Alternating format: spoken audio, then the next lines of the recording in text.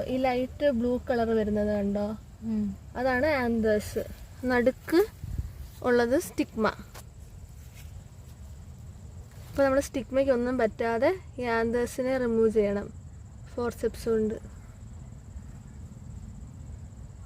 5 അല്ലെങ്കിൽ 6 ആന്തേഴ്സ് ആയിരിക്കും ഉണ്ടാകുന്നത്.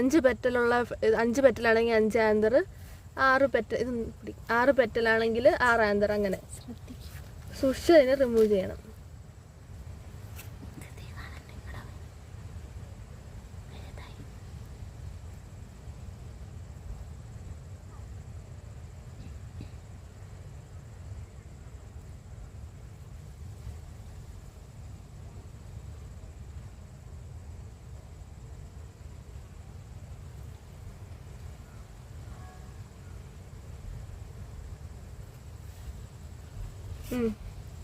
ആന്തർ ഫുള്ള് റിമൂവ് ചെയ്തു. ഇപ്പം ഇതിൽ സ്റ്റിഗ്മ മാത്രമേ ഉള്ളൂ. നമ്മളിപ്പോൾ കവർ ചെയ്യാൻ പോവാ.